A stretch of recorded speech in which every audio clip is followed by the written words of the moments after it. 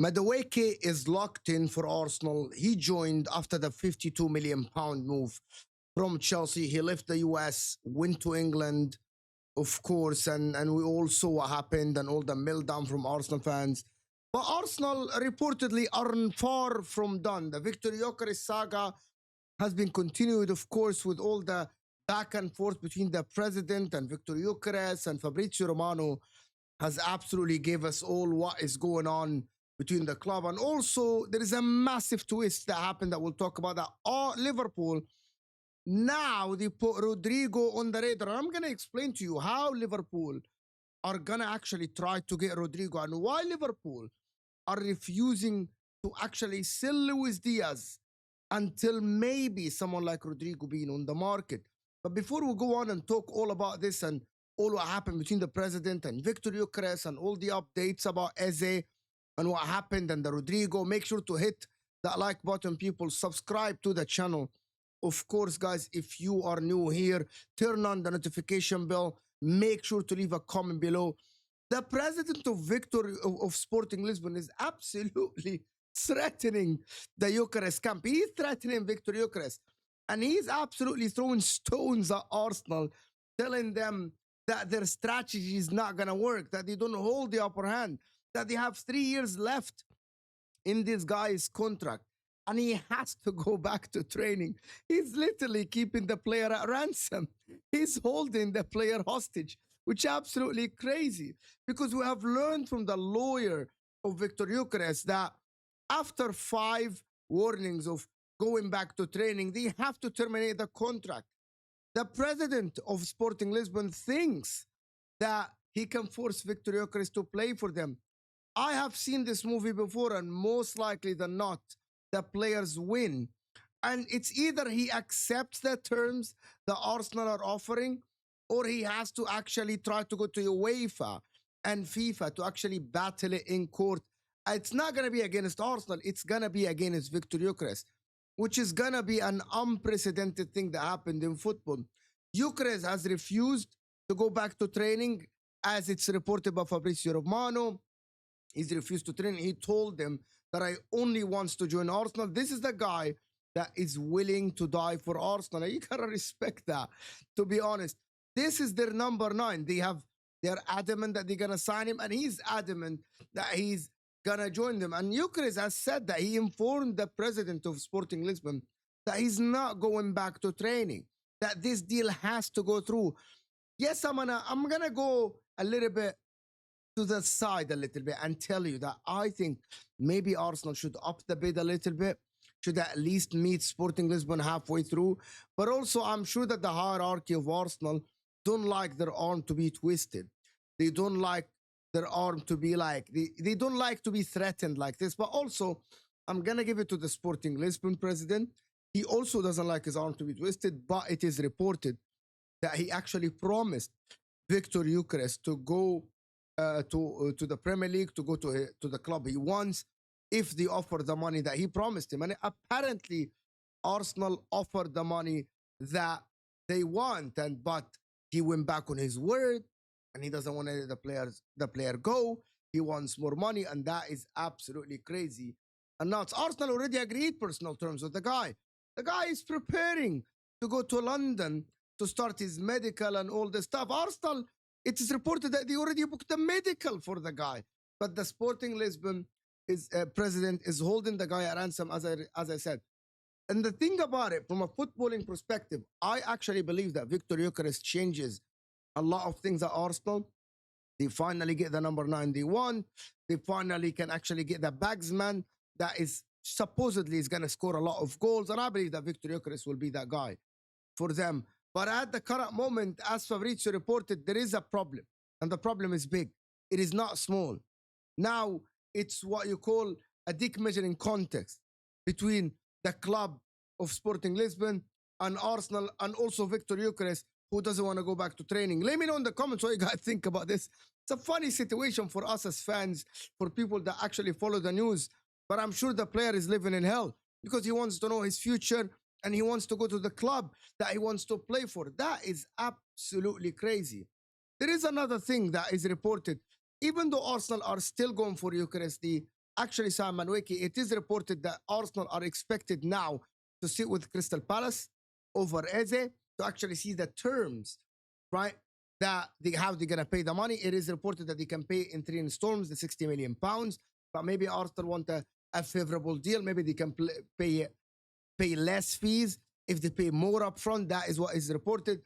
It's reported that Eze is open to join Arsenal, of course, from a footballing perspective. What does Eze offer Arsenal?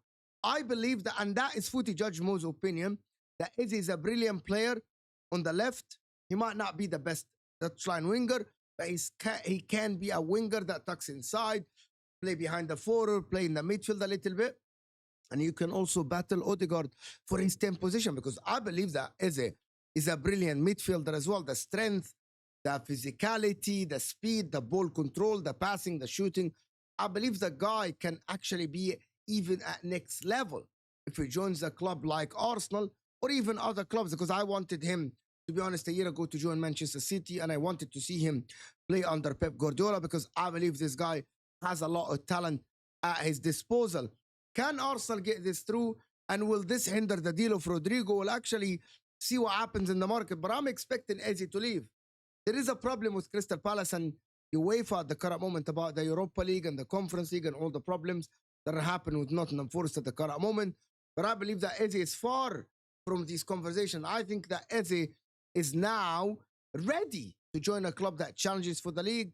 Will Arsenal win the league or not? That is a different story. But Eze is ready to go play for a top club, one of the top clubs like Liverpool, Man City, Arsenal, or even Chelsea. I believe that this guy can offer a lot on the football pitch, genuinely, for Arsenal, for other clubs as well. I genuinely believe he's a top talent, and he's going to have a massive impact on Arsenal. I believe that within 4 or 5 weeks, he's going to force himself into the starting lineup, one way or the other. He is someone who has a lot of talent, and I believe that he is absolutely going to light it up in the Premier League, in my opinion. There is a twist, and this is the twist. Liverpool now are entering the Rodrygo race. They want Rodrygo, and let me tell you about how Liverpool now are actually waiting a little bit for it to be official. What is going on, I believe, as Liverpool have refused to sell Diaz to Bayern Munich, have refused to actually sit at the table with Barcelona and refuse the offers that they gave them. I believe that Liverpool are waiting for Rodrygo to be officially on the market. Yes, Real Madrid have said that they are open to sell Rodrygo, but he hasn't made up his mind that he wants to go. It's reported the fee is between 90 and 100 million, which is not a lot of money for that winger that is one of the best wingers in the world. Of course, he hasn't played a lot on the left. He goes to Liverpool and he makes that left side his. The thing about it is that when I want to know what you guys think, Liverpool, once Rodrygo's on the market, they're going to sit down at the table with Bayern Munich and Barcelona, and they're going to actually try to get a bidding war to actually raise as much money as they can, and then they're going to go for Rodrygo. They can't do it now because they don't know if Rodrygo's going to be on the market. And if they sell Luis Díaz today and Rodrygo's not on the market, now they struggle with the left side because they have only Cody Gakpo. Now they're going to look for another winger. And that is why I believe that Liverpool are waiting for Rodrygo to be on the market. How does that change the Arsenal bid? Will we see a bidding war? If Arsenal are going in for him, and I believe actually Arsenal are slowly negotiating with Eze. They are buying themselves time to see if Rodrygo's on the market as well. It changes everything.